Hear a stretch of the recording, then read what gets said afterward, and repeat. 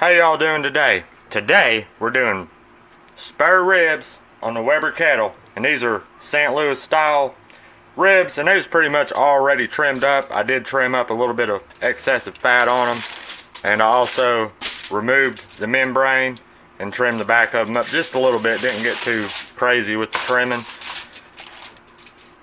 and I rinsed them off. So let's get started. Alright, what I'm going to do to these spare ribs is I'm just going to season them. I'm not going to put no binders or nothing on them. You can use a binder if you wanted to, I reckon. But I'm going to rub them down with the Poto Original Barbecue Rub. There it is. You can see some of the ingredients right there. But you can use any kind of rub you want. But we're just going to sprinkle it over it nice and even. Nice and even. Get it real good and coat it. Oh yeah. I do like to pat it in there just a little bit.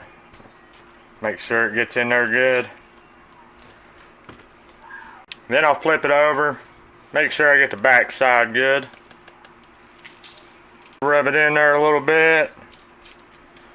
I want to try to make sure you get the sides too. Now that I got them all rubbed down, I'm just going to cover them up, and I'm going to put them in the fridge, and I want them to sit in the fridge for about 2 hours or so before we get them on the grill. Today, I'm going to use a new product that I got. It is the Slow N Sear 2.0 by Adrenaline Barbecue Company. It's real nice. It's stainless steel. Got a nice little water pan with it. And let me show y'all how to light that. I'm just following the directions that I got with the Slow N Sear to light it. I've got some of these Royal Oak tumbleweeds that I'm using. You can buy them at Walmart for like $3, and there's 16 of them. Just gonna lay my tumbleweed right here. I'm gonna light them up, and then I'm gonna lay 12 charcoal briquettes over top of the tumbleweed. And now we just wait for the charcoal to light. Now them coals are mostly lit and they're ashed over most of the way. So we're going to add in 1 chimney full of unlit charcoal. Dump it in there. Into the water pan, I'm going to add in 1 quart of hot water. Put my grate on. And I'm going to put a little bit of wood on there. I'm going to go with a little bit of hickory and some cherry. Just going to stack it right there. Just like that. Looks good. I got a thermometer in there. Probably can't see that, but I've got the bottom vent halfway closed. I'm gonna put the lid on it and leave the top vent open for now. Okay, so our pit temperature has reached 185 degrees, and it says when it gets between 150 and 175, close the top vent halfway and the bottom a quarter of the way. So that's what I'm going to do. Then I'm just going to let it come up to my target temperature of 225 degrees. Our pit temperature has reached 235, 237. So let's get the ribs on.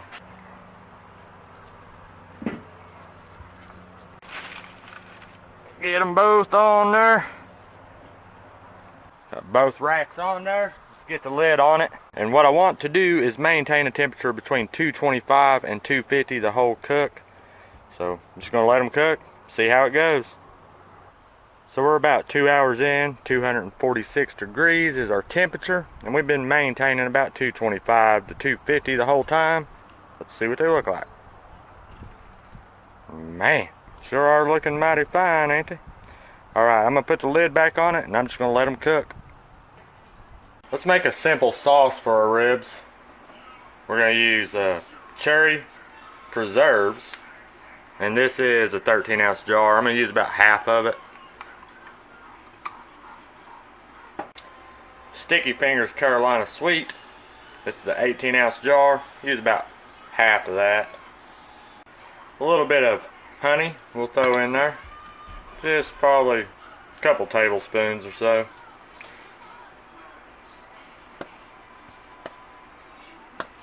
And we'll just give that a mix and just let it simmer together. The sauce has been simmering like that for about 15 minutes or so. So I'm going to go ahead and remove this from the heat until we're ready to baste the ribs. So the ribs have been going about 3 hours now, and I'm just going to rotate them just to make sure I get some even cooking on them. Ribs have been going a little over 4 hours now, and temperature's about 232 in the pit, and it's maintained pretty much about 235 or so for the last couple hours without messing with anything. And right there is what it's looking like. I don't know if I said, but it's starting to rain. I ain't really checking for the temperature, but you can just feel how tender they're getting nice and tender. So we're gonna baste them. So we're gonna take our sauce. I put it in this bowl right here. Just give each one of them a good baste.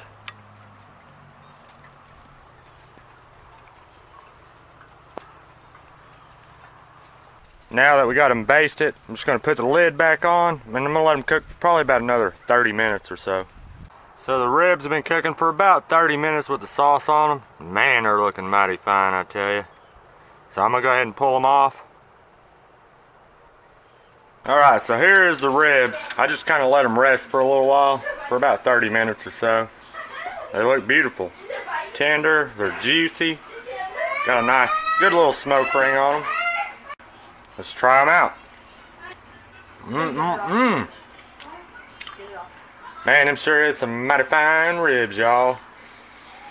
That Slow N Sear done a great job. I'm definitely going to be using that thing probably all the time. And if y'all want, I'll leave a link below for the Slow N Sear if anybody wants to check it out. But anyways, thanks for watching, and I'll see y'all next time. Cheers.